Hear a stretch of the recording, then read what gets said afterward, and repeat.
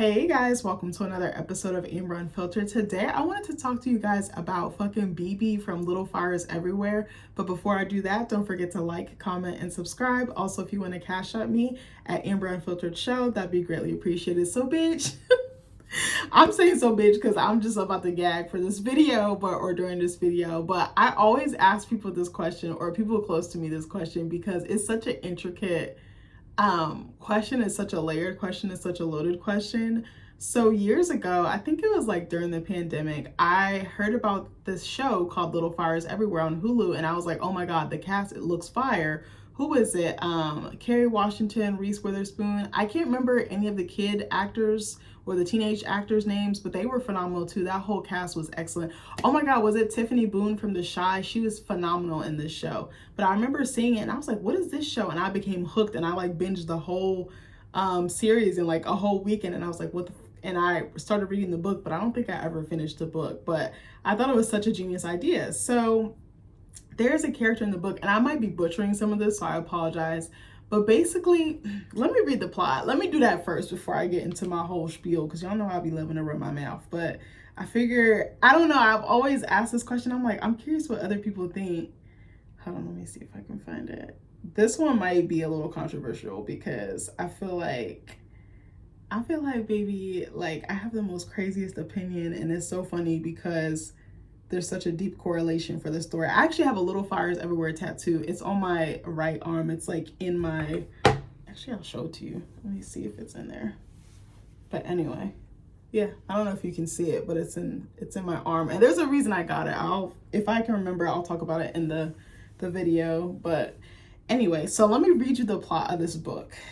The show is based on this. I think, of course, they've like glamorized, or I don't want to say glamorized, but they've given it the Hollywood treatment. So, you know, some stuff has changed or whatever. Oh, come on. Hold on. My tablet's acting up. Bruh, show me the plot. Hold on. Okay. So here we go. I'm going to read you the plot, and then we're going to get into it, baby.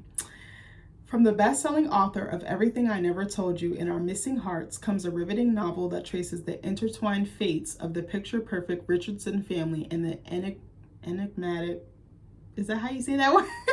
I feel like I said that wrong, mother and daughter who upend their lives. In Shaker Heights, a placid, progressive suburb of Cleveland, everything is planned. From the layout of the winding roads to the colors of the houses to the successful lives its residents will go on to lead.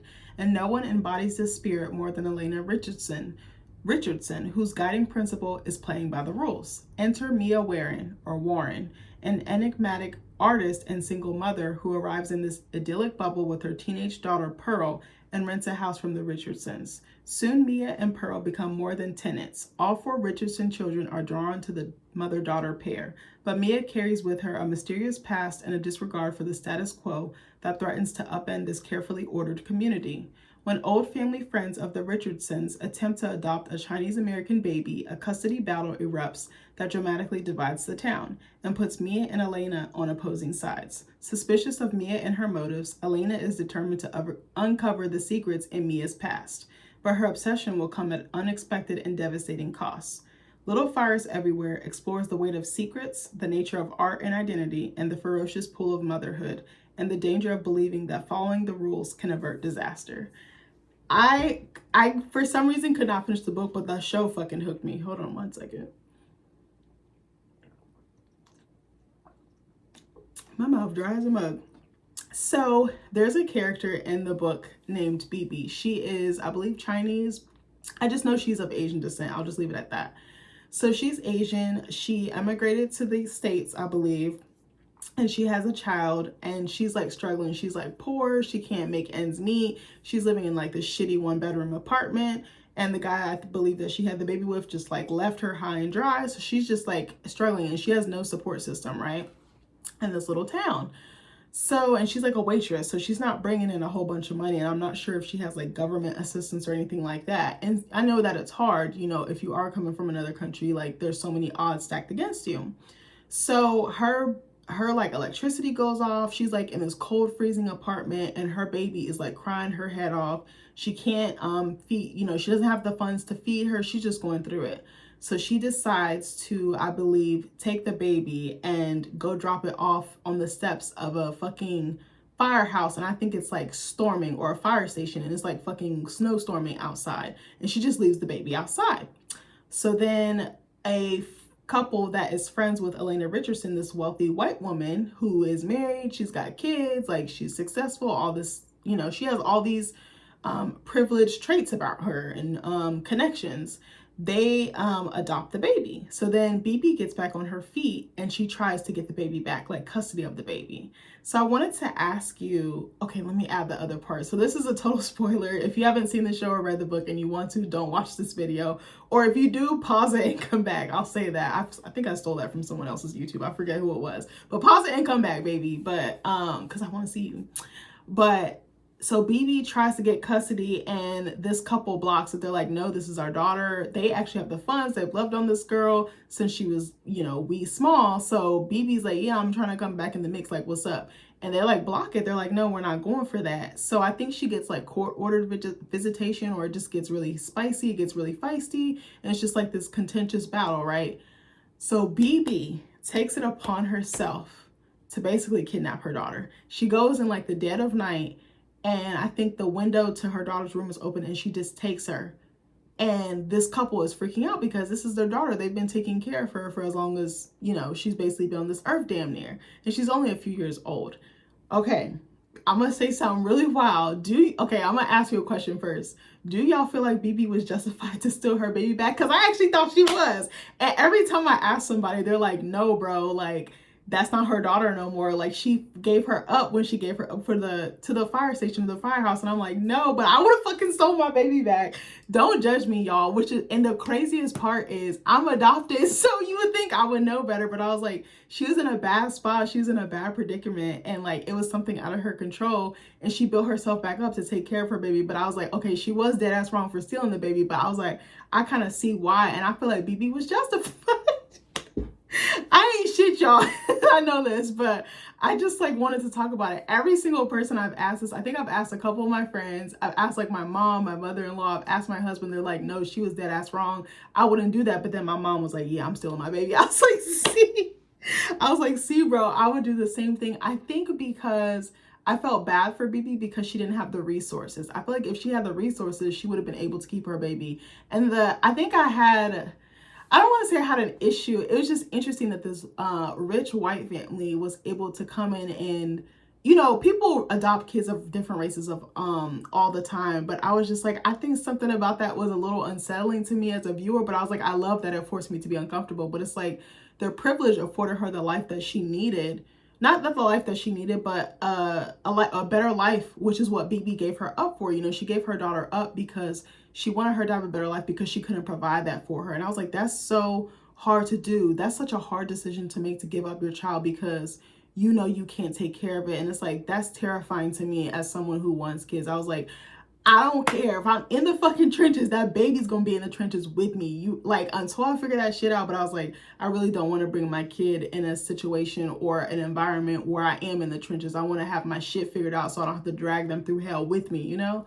But I don't know why that, like, I think I just empathize with Bebe because she was really just struggling and she really got it out the mud. And I think I just felt sorry for her because, again, stuff was out of her control. She didn't have the support system. And then she later becomes friends with Mia. And I think she tried to go about it the legal way, but she didn't have the resources. Again, it boils down to resources. I feel like if she had those, she wouldn't have given her daughter up in the first place.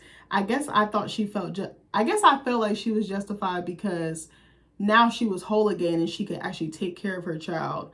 But it is dead ass wrong to be stealing people's kids, even if they's technically your kids. And it must have been like dangling a carrot in her face to see that they could flaunt their wealth and really give her daughter the life that a more exorbitant life than she, you know, ever could have asked for. But then on the same token, I like feel bad for the couple, and especially the mom of that couple or the wife, because she probably developed such a bond with her. And I think that wife could not have kids.